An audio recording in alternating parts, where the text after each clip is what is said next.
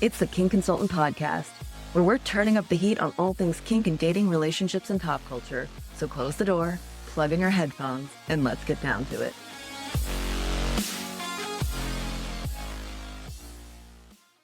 Hey everyone, and welcome to a very special episode of the Kink Consultant because we are in person with Zion and Poppy of Rouge. If you guys remember correctly, I am reviewing all of the kinkiest shows in Vegas, and I very easily awarded Rouge #1 kinkiest show in Vegas. You guys fucking rocked it. And I had to have you on just to get inside your brains of how you created such a wonderful show. So welcome. Thanks for having us. We're very happy to be here. Yeah, thank you. We're really excited to be here. The elephant in the room is you made such a kinky show. You must be kinky, right? Not really. We've often been described as people's most interesting vanilla friends. So we're a monogamous relationship. We've been together 11 years. We have kids. We're very family orientated, but we really love hearing about what crazy things people do and how they do it and what people are into. And I feel like doing the show, we've actually learned a lot because if the audience yells out something that we've never heard of before, we'll always go and look it up or something. So I feel like we're so much more knowledgeable now from doing the show. Yeah, and we're good at pretending we know what people are talking about because what we found a lot when we opened is like the owner of the show and the producers and even some of the tech people were like, whoa, this guy knows everything. He knows all these crazy things. What's he into? And I'm like, no, I'm Googling them. Yeah. I'm running backstage and I'm doing Urban Dictionary. What is this? I have that. I call myself the Kink Consultant and I run into things and I'm like, what the frick is this? And I'm just like, I'm actually not familiar with that term, but I can't believe you guys do it. So I want to start by saying I hope everyone who comes to Vegas goes to see Rouge. Yeah. I say that because I saw Rouge maybe a year and a half ago. And it's what prompted me to start Kinkiest Show in Vegas because I was like, oh, if this show is so kinky, there must be a ton of shows like this. And I have to say, Rouge is a cut above the rest, not saying anything negative about all the other amazing shows I've been to. But I felt like you guys were the most authentically kinky. In our opinion, we do a lot of the improv comedy. Yes. There's a lot of opportunity for people to bring what they want. And a lot of the time they say stuff that I never would have thought of. Last night, someone said child support. Still don't know what they were talking about. I don't understand it, but I mean... Man or woman? It was a guy. Oh. It was a young guy with his friend. And I was just like, I made a bunch of jokes about it. I was just trying to figure out what he meant by that. But that's what I mean. You never know what they're going to say. I am so glad I got to chat to you guys after the show and now. When I watched the show, I was like, oh, this must be scripted. I thought there were moments where you were whispering to people what to answer because you were so quick with the responses. He is very quick, yeah. Okay, big question. There's a lot of audience interaction. I loved that about it. You asked people what their fantasy is, right? Yeah. How many people say threesome? So many. And I would say that's like the most common response when we go down. So many people say threesome, and it's such an easy answer because I try not to just use the same answer, but they're 4-person tables. Yes. So instantly you just say, oh, that's awkward. Which one of you is getting left out? But it's so common. So the big ones are doggy style, reverse cowgirl, anal, threesome, and then 69 as well. I said 69. Yeah. Yeah. But that's like the big ones that you hear majority of the time. And the hard part is not getting stuck in a loop of just saying the same exact answer every night. Well, no one else would know. But once it stops being funny fresh. to me, it stops being funny to them. Yeah. That's a good point. Okay. I do have more questions on this. Of Okay. course. Yeah. I think audience interaction, it makes me nervous. I get to edit myself to the max, usually. How are you so good and calm? Like, do you have tips? So what I find the hardest part of it is to actually filter and not say the things that you initially think. Okay. That's by far the hardest thing is don't overcomplicate it, especially in Vegas. So much of our audience don't even speak English as their first language, which actually I have workarounds for some of that as well. But you just don't overcomplicate it and just remember they're way more nervous than you are. So you don't need to beat them down with something really horrible or really mean. Yeah. A little pun, a little dad joke is fine, you know? And if you can't think of anything, you know, it always just works going, I have no idea what the hell that is, but I'm going to look it up. There might have been one time you said that. I don't know, but that's really good. But can we just pause? The beautiful Australian accents you have for us now. Those are your actual accents. Yes, you're from Australia. Yeah. But that's not how you sound in the show. No. So we put on like Southern accents for the show. We keep it pretty vague because we have a lot of international audience members. Yes. If we go too hard with the accent, which is what we did when we first opened, a lot of them can't understand the English. Yeah. So we, keep it a little bit more like lighter, but still have the twang in there. Yeah. And we kind of like that we never address it because people think it's going to be for some joke or like, especially, I think there's a real thing in America we found where people think you're going to make fun of the Southern accent because it's silly Southern.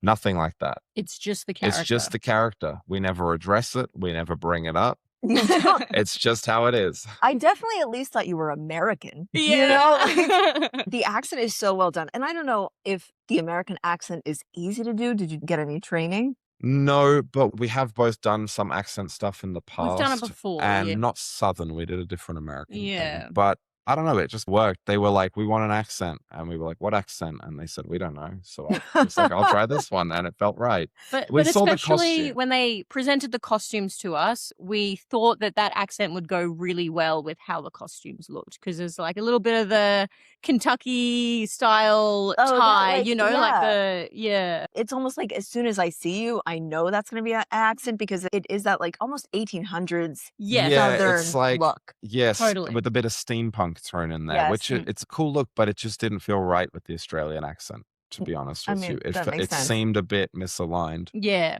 Which they picked up on. Oh, and I didn't even properly introduce you guys. Do you guys call yourself the creators of Rouge? No, so we host Rouge. So we do the comedy and the acrobatics. We didn't create the show. There's a director who, got acts from all over the world and choreographer to do all the dancing and everything. But we do all of our comedy and so we kind of created all of the comedy and stuff, but like with them. So there's like a boss above us who we had all these ideas and we're like, hey, and then he would be like, yes, no, yes. You know what I mean? Yeah. So he gets final say in everything. Mm-hmm. He's the owner. He's the creator. Yes. And it's a fantastic show, but I do think the comedy is what actually sets it apart because it is my favorite thing in a show when there's audience work and you're actually having conversations with people about their actual sex lives or fantasies or jokes. I think that's what makes it fun and interesting and unique. I think it makes it really interactive as well, You're not just there watching TV. It's like you become a part of the show.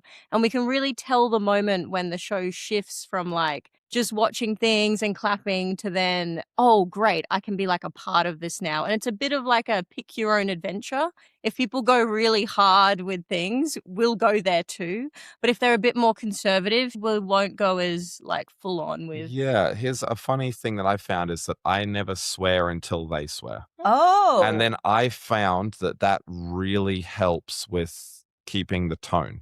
Because it's a topless show, because it's a sexy show, I don't want to be the one bringing it there. So I'll wait, and if they swear, I'm swearing. Or maybe I'll say one word later on in the show, but I try not to swear, which seems strange for such an intense show, but I feel like it keeps a bit more of a class to it. And then if they go dirty, I'm going dirty with them. I love that. That's good life advice. I'm always the first to curse. Like if a curse word's going to be said, I'm the one who's saying it. So I'm like, oh, I need to take that in my own life. Do you ever get people angry? I make some pretty full-on jokes at people sometimes. I feel like the number one time people get angry with Rouge is if it's a couple and the sexy topless acts start and the wife is like, what did you bring me to? As if the husband brought her there because he wanted to see boobs. Which I think is hilarious because if he wanted to see boobs, he'd go on the internet. Well, yeah. If he buys you tickets in the VIP to a show in Vegas, he's doing it for you. He's not doing it because he wants to see it. That's how I feel personally. I feel you guys bill yourself as the sexiest show in Vegas, right? Yes. Yeah. And it is extremely sexy, but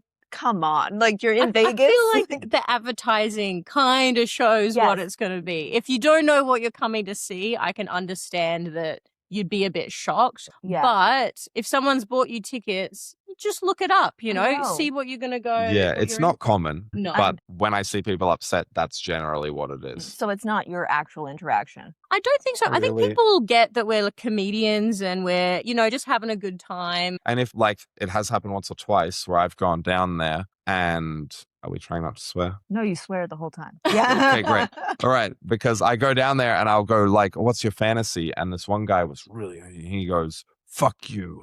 Oh. And I went back and I said, say that again on the microphone. He did. And I said, my guy wants to fuck me. I'm his fantasy. And then he starts laughing because it's so silly, you know? Or they'll be like, your mother. And then I'll just start calling them daddy for the rest of the show. Oh You know, my like I gosh, just yeah. go into it. I'm like, I just say whatever you want. You're not going to get offended yourself. And then, yeah. And I think people as well, they try to get a reaction, which is really fun for us. If people come and they're like trying to say things that are provoking us, because then it gives you something to work with, you know. Yeah, but I don't push it. If they don't want to say anything, they're really shy, or whatever, I'll just be like, I'm not here to bully and make some noise. Yeah. Next person. If they go, oh man, I go, a man, you know, oh shit, fantasy. You play off of it. Yeah, it doesn't matter. It's not that serious. Yeah. I am as open as I am. I get really shy during those moments. So I'm always really impressed with the people who do answer, or, you know, the ones who really go with it. I'm like, good for them. I'm impressed. Yeah. Absolutely, yeah. And some people really go for it as well. Old married couples. Yes. They are the ones to pick. They have no, what's it called? Like, there's no filter. They don't mind at all. Yeah. They will just say what it is. And that even sometimes they'll try and invite us to their swinger party. And we're like, thanks for the invite. We're not going. But there is a lot of like sexual tourism in Vegas. Yes. Understandably, there's like a lot to offer. Ironically, BDSM is illegal here. Like, you're not allowed to have a public dungeon. You can have as many swingers parties as you want and sex parties, but dungeons are not allowed. Wow. That explains why Excalibur didn't monopolize on that. The dungeon side of it? I mean, it's a castle. It should have had a dungeon. It should, especially since it's a very kinky thing. We have a lot of weird merch ideas. I've been trying to get the Strat to make Strat-ons. Strap-on strats. The Strat is a perfect shape, it's a wonderful, you know? Phallic. They do it for the Eiffel Tower in Paris. And they're not receptive? Well, they were actually pretty receptive about it, but they didn't do it. I actually love the idea. Our boss was worried about pitching it, but the owner of the Strat liked it when I told him, but then it didn't happen. That's tough because it's like, this is a city where you want to stand out or stand up, whatever way you want to think about it. I like that idea. And then they went ahead and they built Atomic Golf underneath. Yeah. I said they gave it balls. Oh my gosh. How have I never thought of these things? Well, we've been together hosting adult shows since I was like 22. It's like what we're typecast to do. We've been doing it a long time. We did street shows before that. And when you do street shows, it's a whole different ball game. It's so much harder because people are not there to see you. Yes. You have to convince them you're worth seeing. So, yeah, you have to like build the crowd, you know? Yeah. Hey, Kinksters, if you ever thought, I want to play, but I don't even know where to start, I've got you. My personal and completely free BDSM checklist helps you and your partner build a tailored yes, no, and maybe list. You'll figure out what sounds interesting, what actually lights you up, where your desires overlap, and where the sexy adventure begins. It's fun, it's clear, and makes scene planning way easier, whether you're a dom, sub, or switch. Grab your checklist right now at amandadames.com/BDSM list, or click the link in the show notes. So how did you two meet? We met at circus school. And actually, funnily enough, so orientation week, the first day of meeting, we moved in the next day together. We met and then we were living together the next day. In a weird, like, oh, we're in between places, let's be with each other? No. We were a couple. We were a couple. Immediately? The next day, yeah. How long have we been together? 11 years. Like you were each other's last? We've spent 2 days apart in 11 years. What were those 2 days for? The night before getting married. Okay. And one of the first weeks that we met, because for some reason. She still had her apartment as well, so she spent a night there. But then she was late to circus school the next day, which is the only time she was ever late. And so we were like, you should probably just stay with me. Because he pulls my ass out of bed. That is the cutest story. So you just like, once you guys met each other, that was it? Yeah. We're very clingy. I understand. What happens when two clingy people get together? Yeah. You're very clingy, but also obviously very comfortable in the work you do. Like, you guys do very provocative acts. People flirt with you both, presumably, right? Yeah. You have the mustache in real life. That's who you are. Poppy, you show up with a wig. Yeah, I look so different. You look so different. It's very exaggerated. I don't know what it is. You have an amazing wig. It's incredible. I think a drag queen in Vegas makes the wig. So it's like huge red. When she used to wear massive fake boobs as well with the costume, but then she had to stop wearing it when she got pregnant because of breastfeeding and everything. Yes. So milk would just, you know, so it's so tight. So. Yeah, that was not part of the Kinky show, by the way. That's just although she was in the show till 40 weeks pregnant. So it kind of became part of the show. You guys told me that, right? You said, oh, it's on Instagram. So, of course, as soon as you guys walked away, I got on Instagram. I was like, no way. There are acts that you do, and I cannot imagine you being 40 weeks pregnant. So Zion flips me on his feet in the show, and the more pregnant I got, the more round I got, and the better it was for like rolling, because I became like a human ball pretty much. So she kept still doing the flips. still did the flips until 35 weeks, and then she just did 5 weeks of comedy till 40 weeks.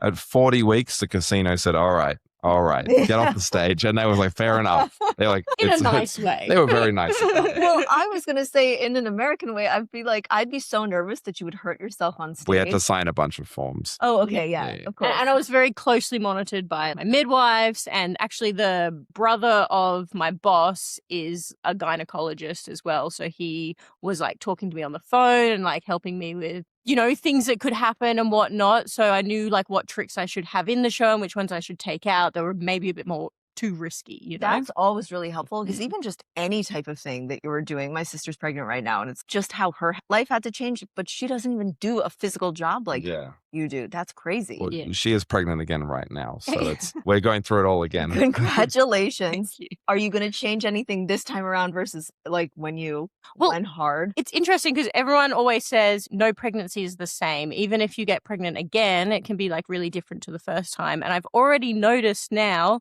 the first time my equilibrium, my balance went off straight away. So we had to cut out the hand-to-hand acts that we did in the French scene. Whereas this time around, I feel fine. I have no problem with my balance whatsoever. If anything, I feel completely normal. Normal. Normal in that respect. But then my abs have split earlier on because my body remembers being pregnant. It happens a bit quicker. So I'm actually finding the flips a little bit more challenging. So he has to do more work.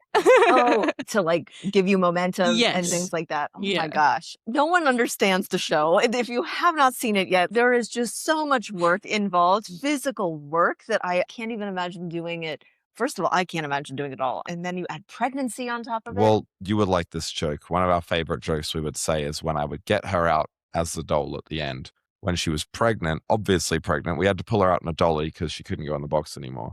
And I would look at the audience and I would just yell, this one's used. Oh my God, that is actually brilliant. Perfect. I want to see it again, like pregnancy version. Yeah. Pregnancy well, October, it's popping out. So. Oh, what's the due date? 14th. Okay, I'm October 9th. So it's wow. You're going to have a Libra. Whether you believe it or not, I'm going to tell you Libras are great. Oh, great. October babies are wonderful. Wonderful. I've got lots of Libra friends, so I believe it. You'll find this funny. 3rd of June, 5th of June. No way. Yeah, we're both Geminis, which hence the clingy. Yes. But also, wait, whether or not you believe it or not, I will say Geminis move really quickly. If I have a friend who goes to the bathroom and comes back really quick, I'll be like, are you a Gemini? And 9 times out of 10, the answer is yes. But also, you have to go through such quick costume changes. I could not believe some of the physical stuff you do. And I'd be like, oh, they're going to need to sit down. But 30 seconds later, you were walking back on stage in a new outfit. Yeah. It's pretty constant. And we've done shows in the past that have been like 4-hour shows and you like sit around a lot and stuff.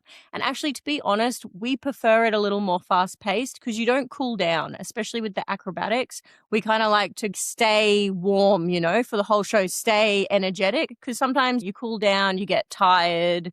It's harder to make jokes, you know, it's a bit more like... It was a 4-hour dinner show. That's why it's 4 hours. It wasn't 4 hours of show straight. It was that like makes sense. dinner, show, dinner, show, dinner, show. Yeah, the experience was 4 hours. But that means that you are literally waiting backstage for like the beginning, the middle, the end. Well, we sat in the audience for the beginning. So 45 minutes we were pretending to be audience members. Like rowdy. Obnoxious tourists. Everyone has a part of their job that they dislike. Even I have the greatest job in the world and have moments where I'm like, oh, I'm fucking editing. Is that not the most boring thing in the world to have to sit there and just watch the show, the same show over and over? We weren't just sitting there. Oh, okay. We were being really obnoxious. Oh, wonderful. For that one, we were kind of like obnoxious tourists, and then we got up on the stage, stripped off, and did acrobatics. So we were trying to convince the audience to like hate us.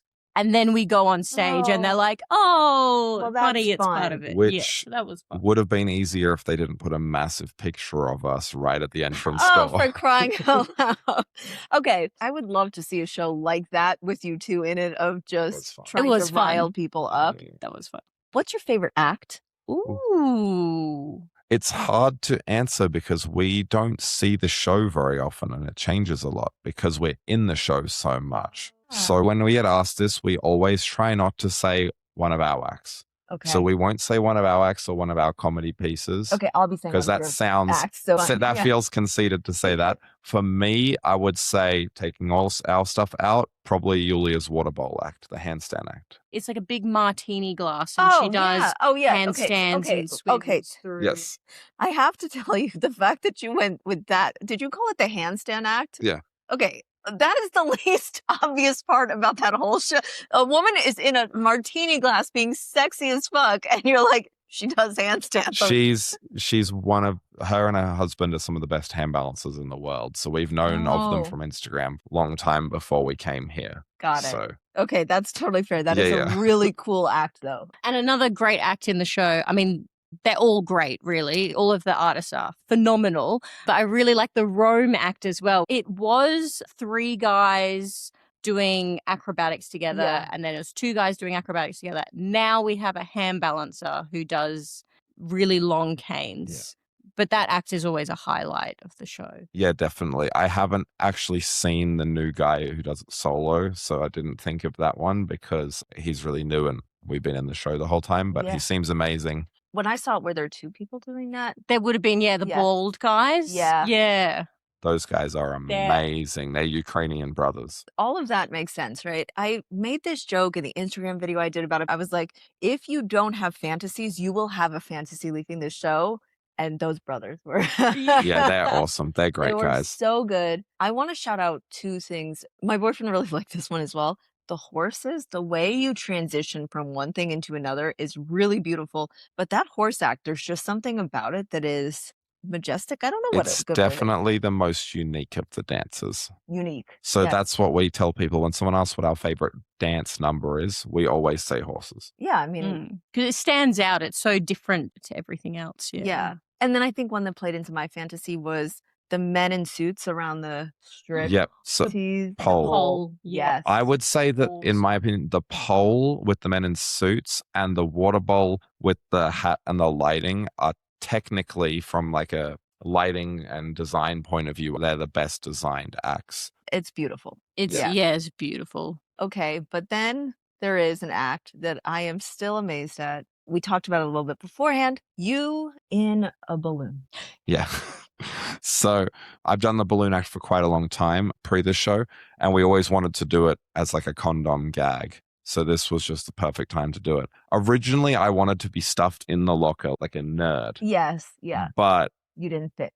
I could get in, but they were like, it doesn't read because you don't look like a nerd when you come out. Okay. Or I said I could have been the gym teacher with a whistle. Oh, yeah. Because she was originally the ballet teacher later in the show, but she stopped doing it because we didn't have time for the changes. Yeah, it was too much quick changing, Oh, also, people would laugh the second they saw her, and it's not supposed to be a comedy role. It would sort of take away from the ballerina because people would be like, oh, what's this comedy act, They'd be like, what's she going to do? What's she going to do? Yeah. And then it was a serious act, so it just didn't. We weren't ready for you to be serious. No. Okay. And I have to say, the condom thing in general is overdone. So when you started doing the condom thing, I was like, come on, Rouge. Yeah. But then you delivered. You landed it. You Yeah. were like, I could not believe what you did. So I just want to explain. I don't want to ruin it, but I have to. Like, you literally get in a balloon. I get in a giant balloon and jump around and then get naked.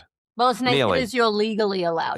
We had to get a lawyer come and watch the show when we opened it, and they added an extra strap on that. Are you not allowed to be naked in Vegas? Not allowed to be pantless. So you're allowed to be topless. You're not allowed to show genitals. You need a special license for topless, and then you need another special license for actual fully nude. I have the one for topless, but they don't. It's a whole thing. Even a lot of strip shows, like strip clubs, they don't go bottomless. Okay. Yeah. It's a legal thing. Technically, what I end the Ikerian acting at the end of the show is illegal, but I made sure the lawyer was sitting on the other side, and I faced that way. Wait, hold on. Because I'm only in a dance support. Don't say that on here. No.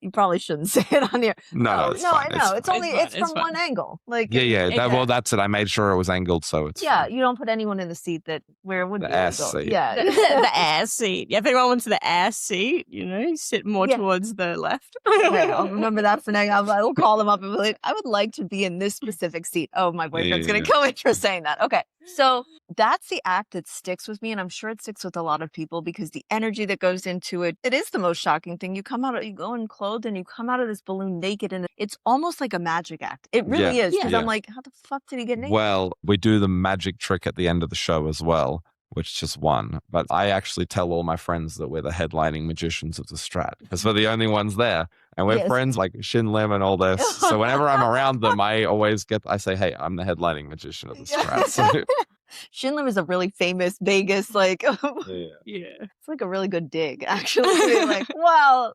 Wait, where is Shinlim? Venetian. Venetian now, okay, yeah. Amazing show. He's Incredible. good friends of ours. Shout out. Him and his wife. You are friends with a lot of different performers. I've gleaned all of this from your Instagram. How do you all know It's each a other? small community, really. Like there's a lot of artists here. And what we do, we're as close to headlining as you can be without being a headliner. Because we host a show and we do all Yeah. this, but our name, it's not Zion and Poppy Yeah. Rouge. Okay. So we end up in those circles as well. Yeah, that makes Yeah. a ton of sense. Because most of them know each other. And, you want to talk about your experience performing on a Vegas show all the time. You hang out with people who also do that. Yeah. You go to a party and so many performers here, it's a great community of people. So it's just inevitable you're going to meet. We've been here 4 years now. 4 years. Yeah. And actually, we meet quite a few through kids. You're like, hey, this person has a kid about the same age as your kids. So you end up Right. I mean, a play date together, it makes sense. What's hard to believe about it is that your job is so physical. And like, there's many people doing this. Because when you told me that you had a toddler at home, I was like, how did you keep doing this show? For the first year, he was in our dressing room with a babysitter backstage. We're the only people in Vegas that we know of that got permission to have our kid backstage in the theater. Because I was still breastfeeding and he was feeding every 2 hours. I would have to feed him through the show, which was quite cool. I've got some great pictures of me in my full costume, breastfeeding backstage, which is great memories. We Yeah. called her nursing naughty. Well, you need to see the show to fully understand the entire getup of it. Is it easy to work together? Yes. Yeah. I mean, well, you're tied at the hip and have been for 11 years, but no arguments or anything about the show. Definitely. I think we're quite good at communicating with each other. Most of our arguments that we have are usually acrobatic related, and it's usually for safety, or if a trick goes wrong, we'll have a little fight about it. The good thing is we don't swear at each other. Mm. I want to clarify, we swear a lot as people, but we just have a no swearing at the other person rule. And if you do, you have to apologize straight away. That helps so much. It's very hard to keep being angry when you have to stop and be like, sorry for swearing, but it really kills the momentum of your argument. Oh, I just get spanked if I swear. But yeah, at the person, at my partner. But yeah, It's kind of win-win both. Yeah, that's a reward though. That's the problem. I still feel bad. Yeah, there's guilt. No, that's something to break the tension though. Yeah. But with us, most of the time when we fight, as she said, it's going to be like, you were holding my foot at the slightly wrong angle and your elbow was unlocked, which at the time feels really serious. But 5 minutes later, when you say it out loud, you're like, wow, that's a ridiculous thing to be this angry about. It's fine. But I also get it. It's probably also, if you two weren't so close, would you still argue about it? As in, do other performers argue like this? I think it's quite common for couples and acrobatic duos because it's quite important as well. If something's going wrong, you need to talk about it with each other. And when adrenaline's high, stress is high, it's going to come out as a fight. It's just inevitable. I think, though, that the big problem is when people don't talk about it. Because if you address it straight away, it might be like, oh, you slightly raised your voice when you said that. Oh, yeah. And it's like, we count that as a fight, but most people are like, what? That's not. But if you don't talk about it, I know some people will just say, no, it's fine, it's fine, it's fine, it's fine. And then they're complaining about their partner to everyone else. Worst possible Yeah, situation. we don't complain about each other when we're not there. Yeah. If we're here and she says something at my expense as a joke, now great, that's funny. But Yeah. if I'm not here and we're around it, we don't really do that. You're 'cause not the that's butt not of nice. each other's Yeah. jokes. Yeah, that makes a ton of sense. That's a healthy relationship. We try to keep it like that. And we actually teach a lot of acrobatics to couples. And a lot of the time it becomes a little bit like relationship counseling because it's so important, the communication, not just physical, but verbal as well when you're working that closely. Yeah, with it's someone. kind of crazy. I think that might be part of why we do fit into like kink communities and stuff so well without actually doing it. Because when you do partner acrobatics, all those things about like consent, good communication, relationship, all that is the same. Yeah. I can't deny it. I try and stop kinksters from being like, we're just better communicators. But the truth is, two acrobats, I think, are also going to be better communicators. There are certain things you do that mean you have to communicate. But it's that you're better at communicating for the specific things you've practiced with. Yes. It doesn't mean that we're better. I mean, we play a lot of board games together. We're really big board game nerds. Okay, wait. Huge board game I nerds. want to like just circle back to the fact that you are monogamous because little things you're saying, these are tropes for different types of lifestyle communities. Yeah. So, really? Like, Yeah. polyamorous people, all they do is sit around and play board games. So we were like, we love board games. So I'm Yeah. like, Yeah, it gets us into trouble because we invite, and most of our friends are like super attractive acrobats from all the different shows. And we're like, come on over for board games.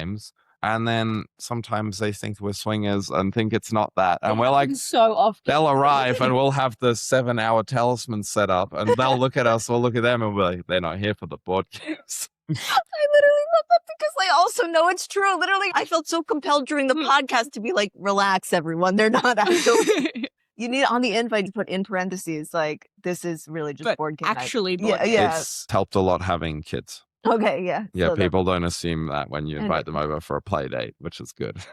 Well, yeah. Well, if you word it like that, Yeah. they would. How many nights of shows? 5 nights a week? 6. 6. You are working 6 nights a week with a child. We did, before we had our child, couldn't do it now. We did 4 months, no day off. Whoa. How many was it? 192 shows in 4 months with no day off. What necessitated that amount of shows? Cash. Okay.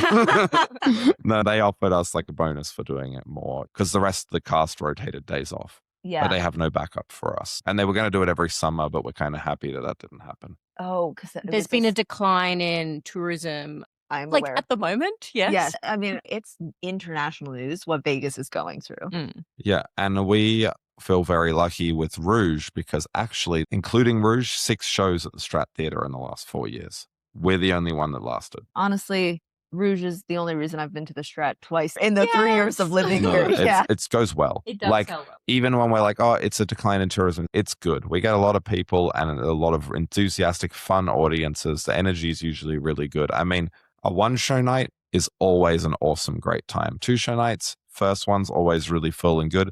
Second one is usually good, but I feel like Vegas isn't a late night city anymore. And if it is, it's because people are going to specific clubs or parties. Yeah. They're not. All of our friends are saying this, even Cirque du Soleil, a lot of them are moving the shows earlier. Yeah. And we're finding the same thing. Even at Rouge, because we used to be 8:30, 10:30, and now they've moved them to 8 to 10. And we even used to do 9 and 11. And the 11 p.m. shows were like, so they still sold. Like we still had enough people to do a show, but people just don't want to go out that late. I think that's a post-COVID thing. Dinner Yeah. reservations. Now 5 and 5:30 is like the hot dinner reservation. Mm. And that lines up for your show. It was like 5:30 dinner, 8 p.m. Yes, and we find and also I felt like it was a bit of a thing of when people come to Vegas, they're like, I want to make the most of my trip. I'm here for 3 days. I get up at 6 a.m. I walk the strip. I do this, and then it gets to 10:30 when they get to see our show, and I've come out and there's been people asleep before we started, Okay. and I wake them up. I hit a guy in the head with the balloon who was asleep once. Or people are passed out as well. They'll be so drunk. We've had people that are passed out before the show's even started. I can't get over this because if you haven't seen the show yet, you do not understand how from the moment you walk in and sit down, it's a highly eroticized, like erotically charged venue. Mm. There are beautiful people walking around. There are little vignette scenes type of things happening, and they are sexy. They are already kinky. I'm like, how is someone showing up in this environment and even falling asleep? I think it's just the city that it is, to be honest. Yeah, People I are guess just so. doing so much, they're out of it. And who knows, maybe jet lagged as well. That happened to us, actually, I hate to admit it, when we moved to Germany. We arrived, got off the plane, and they were like, oh, you're going to go watch this 4-hour dinner show straight away. Amazing show. One of the best shows I've ever seen. We fell asleep for about 20 minutes at the end. Oh no! I mean, So we came back and we saw the show again yeah. because we wanted to see the last act. But in our defense, that was a 4-hour dinner show. So it was after we had the like dessert and we were like, oh my God. Okay, that's fair. But that's what espresso martinis are for. Maybe you don't drink. we actually don't drink. Yeah, okay. Well, then you don't know this, but also outside of the show where the bar is, they have this very good Grey Goose espresso martini like on tap. So Yeah, the bar staff are awesome. yeah, They're really great guys. They are really awesome. Yeah. that is not the reason I enjoyed the show so No. much. It's like I had a really good drink before walking in. Good. Yeah. Okay. Do you have any memorable shows that you guys have done with Rouge that stand out for either good or bad reasons? The goat. What the fuck? Yeah. There's a lot. Some of them I wouldn't say. Some of the things people said are borderline illegal, and that's very memorable. But Straight up illegal, yeah. Straight up illegal. But also for us, there was one day I went down there and I said, so what's your fantasy? And he said, goat. And I said, do you mean like the Greatest of all time? like the animal or greatest of all time? Would not say another word. He just stared at me. And someone else in the audience started making a goat noise. And then I pointed at the guy next to him who had a goatee. And I said, well, he's got a goatee. Maybe you can just fuck him. I said, maybe. And they laughed and it was good. Like I was like, maybe this will suffice because I'm not getting you a real goat. Like, what are you talking about? That's bestiality. Obviously, I was more like funny with it than that. I wasn't so direct, but I was like, what's going on? Anyway, people making goat noises, and I moved on, didn't think about it again. End of the show. Poppy bends me over. I turn, and I'm silent. I do a slow microphone in. I'm looking around at the audience, and someone in the audience yells, fuck him like a goat. And the whole audience, no one laughed. How? And then the whole audience started making loud goat noises. And it's like 500 people. Awesome. I was like, did you guys plan this while I was backstage or something?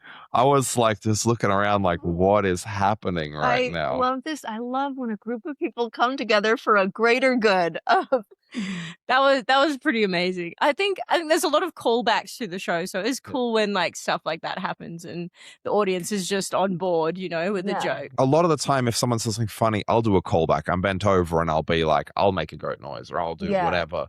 But for them to do it, I was like, whoa. That was cool. That is really, I mean, because then you're doing something. Like as a show, you're bringing people together to like enjoy this fun moment.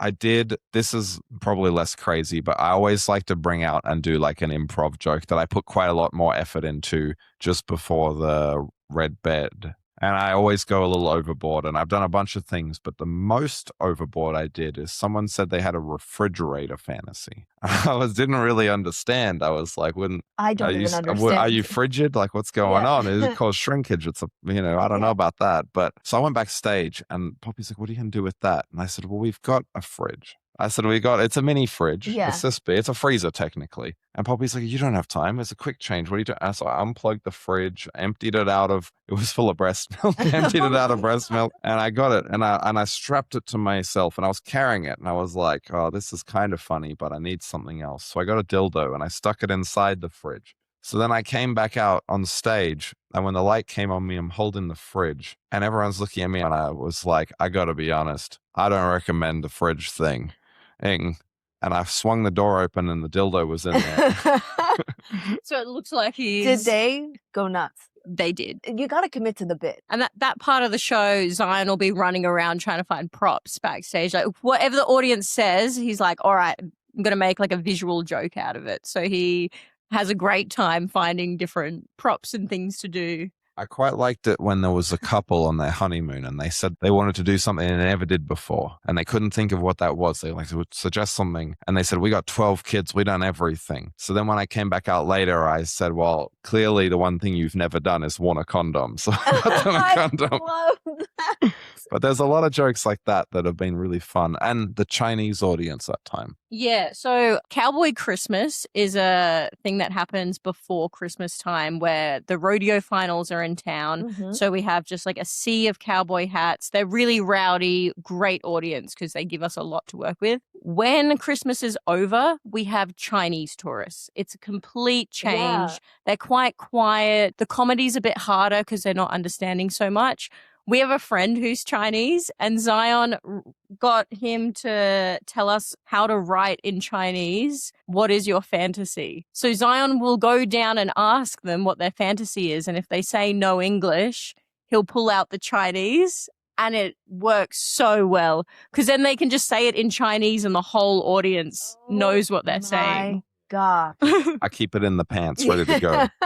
But that is actually genius, though. I got that idea because one time there was some people right here and I'm doing the French bit and I'm saying that there's a line that's tap that ass. They were just looking at me blankly. They're laughing at the movement. And this one woman here just starts yelling, you have to say it in Mandarin. You have to say it in Mandarin. So I went backstage and I Google translated it in Mandarin and I spent the whole show saying it over and over and over again to try and get the tone right. Yeah. So then later on I came out and when the light came on me, I just went and said it in Mandarin. They were screaming. They were throwing money at me. They were literally throwing money at him. They said, for learning Mandarin, for learning. And I was like, this, whoa. It's a powerful move.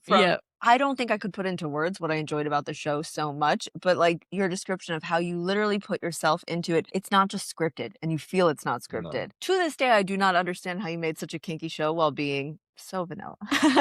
Well, I think it's just that we like to listen to people. We really like to meet new people and hear what they're into. So we have like a lot of random knowledge about these things. And I think it helps. Okay, I want to word this right because we aren't trying to sleep with anyone in the audience and we aren't trying to do anything with any of that, which means that we don't come across as creepy. Yeah, that's true. Which is a big thing that I've seen with other hosts. Some amazing hosts, much better than me, but I've seen some hosts and you can tell that they're getting a little too excited about being in a sexy show surrounded by sexy people. A lot of the time the hosts are much older and you know what I mean, and it's fine, but I want to word it right. I just feel like it helps that we're a happily married couple and I'm not trying to use it to get anything. Yeah. No, our main objective is to make a joke, to make people laugh, you know? Yeah. So you can tell us the craziest thing ever and instantly we're like, how can we make you laugh? How can we like make this funny, you know?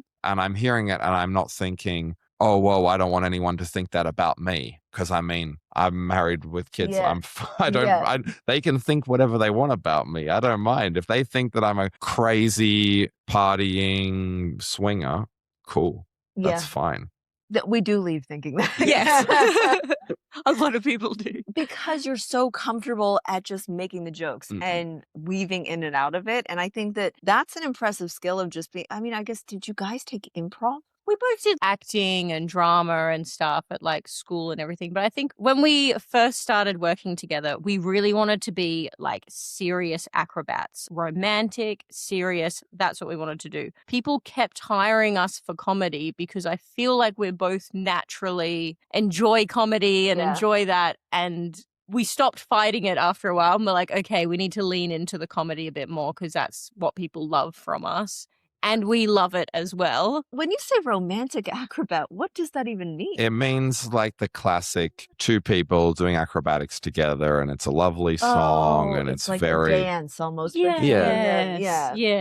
There's a lot of them out there. That's kind of what we were, aiming for. And I think that we've put more of our personality into our performance. I think that is also another shocking part of it is like you are not just hosting it, you were doing all of the acrobatics and that sets the show apart because as well. We went to circus school together for 5 years. Well, 4 years, her 4 years. I went 5 years, she was there 4 years. Is it like university? Yeah, we have bachelor degrees in circus arts. Okay, is that an Australian thing or does America offer that too?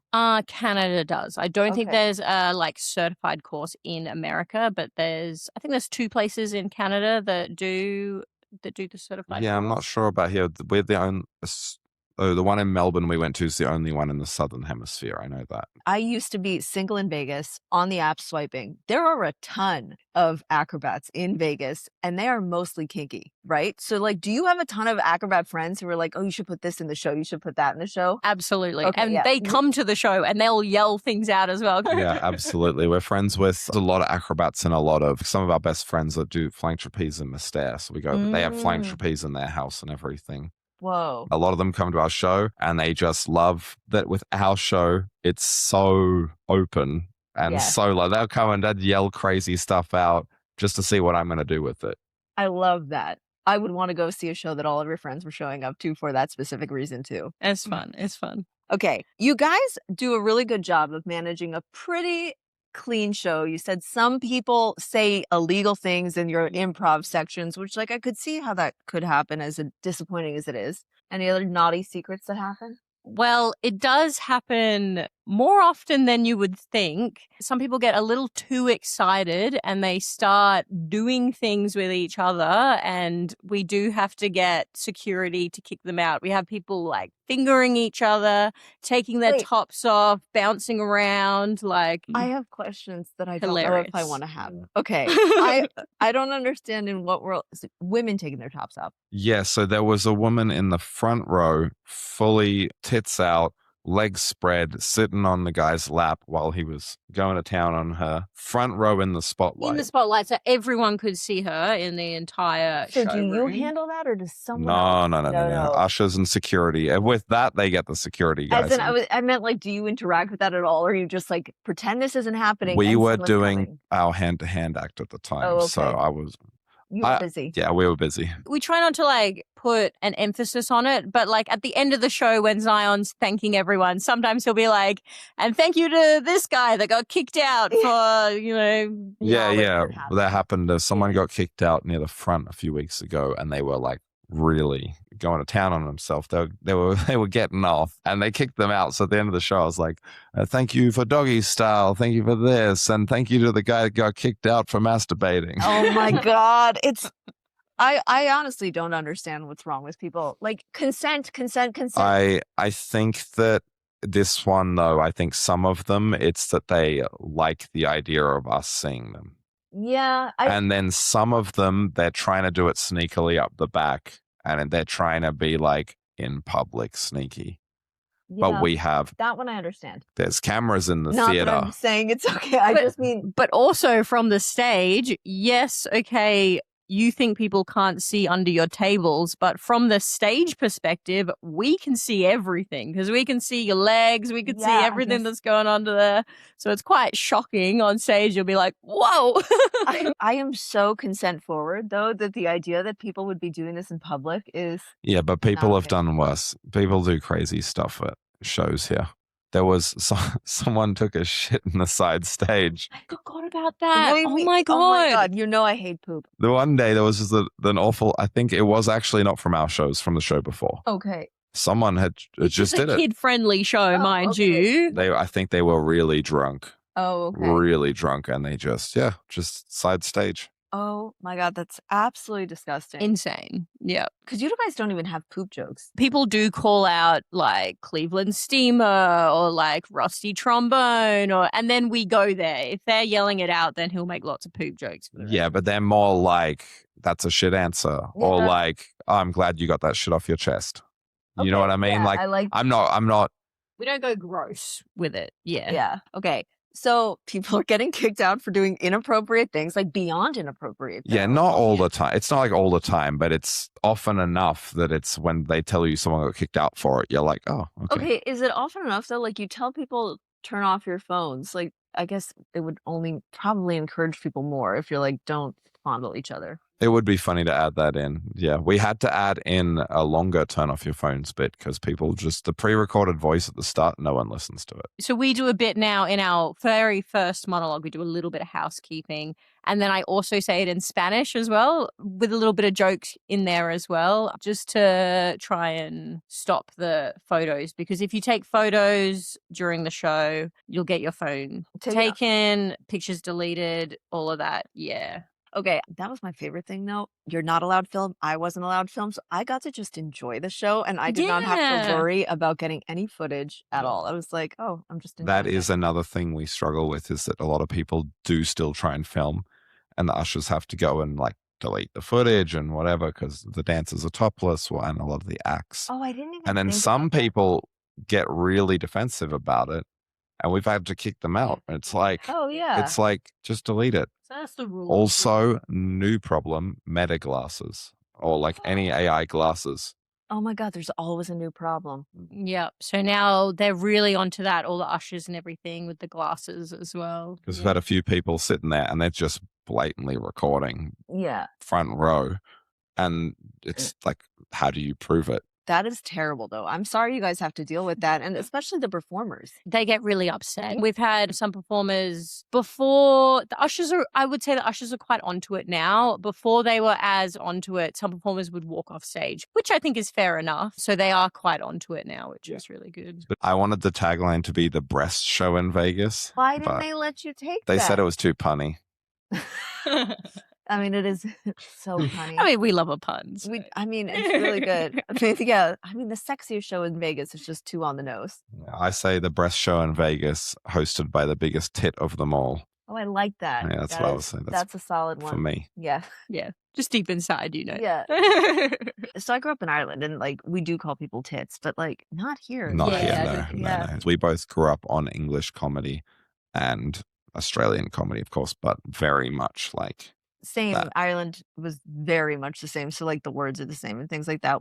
When I go to these shows, one of the things I always wonder are these people who also used to be are our current dancers at some of maybe the famous strip clubs because they're good at poles, they're good at acrobatics. Is there an overlap? So I would have said no usually no. before. Usually, definitely not really. But Okay. recently, one of the dancers that is in our show and his husband, they opened up a show at the Hustler Electric Fantasy, Club. it's called. Oh yeah. And a lot of our dancers dance there now, and they do the like stripping and getting the tips and all of that as well. So before, no, but that's just like a recent thing that's just happened. And a lot of them are like, great, they can do our show, and then after our show, go work at the strip club. And But it's also different because now we have a lot more Americans, whereas before everyone was on the O2 visa and couldn't do other stuff. Visas get into that a lot. Have you guys experienced that? Like this shift in what's happening with visas? Is There it was making a it delay with everyone's visa, and 22 people in our company couldn't work for 2 weeks at the start of the year, including us, because we're on O2s. O2 visas. so what? And that's the one where it's like you have a special artistic talent.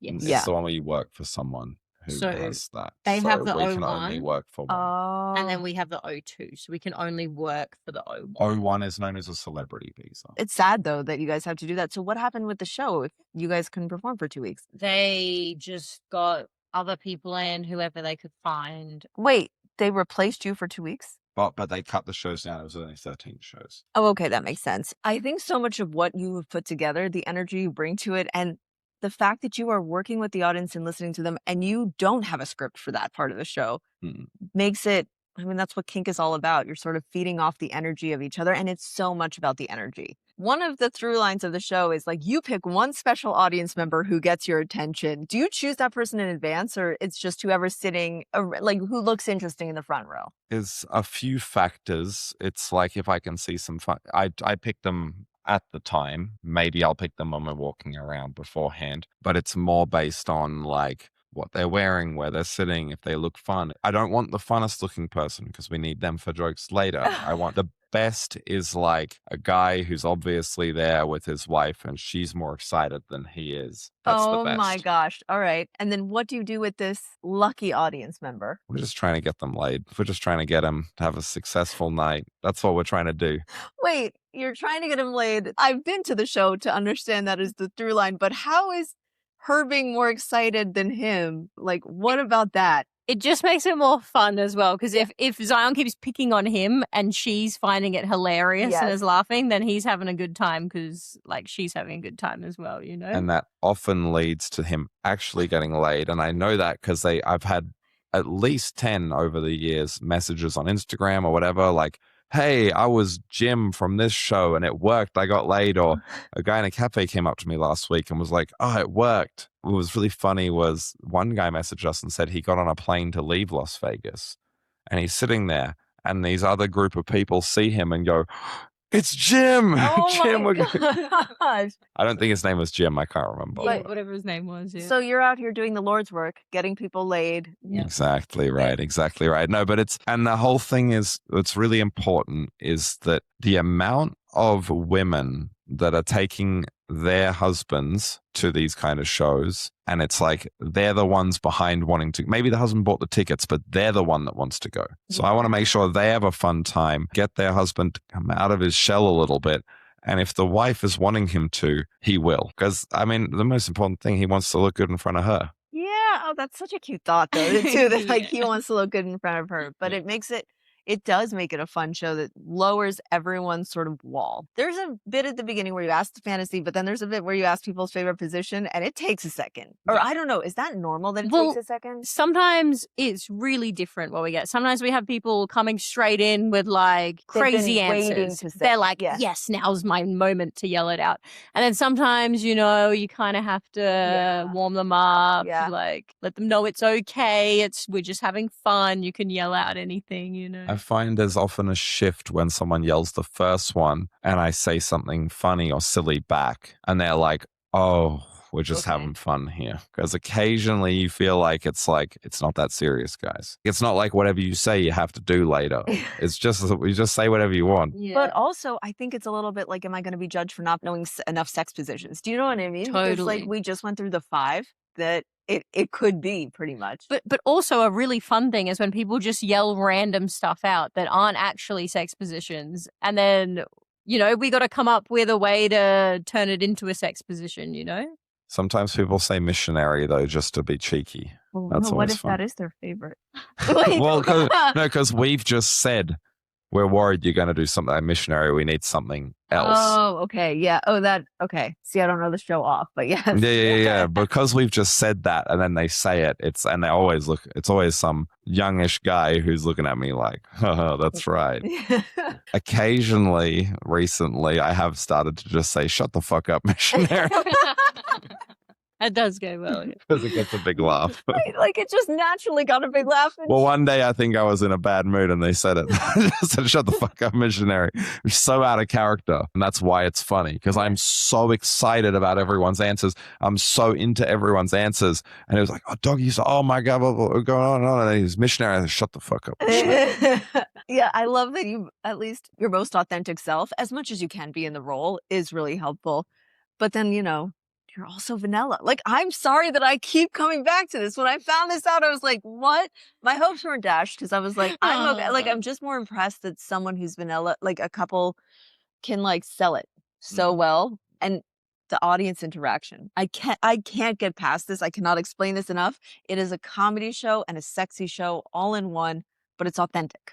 Wonderful. Well, thank you guys so much for being here. I've had so much fun chatting with you, and I can't wait to see what's next for Rouge. For you guys, I will definitely be following along on Instagram, Zion and Poppy. Yes. All one word. And then Rouge.Vegas. Amazing. Thanks so much for having us. Appreciate it. It's been so much fun. We've had a great time. Thank you. If you enjoyed this episode, don't forget to subscribe, leave a review, and share it with anyone who might find it interesting. And if you have any questions or topics you'd like me to cover in future episodes, feel free to reach out. Email info@thekinkconsultant.com. Until next time, keep on kinking on.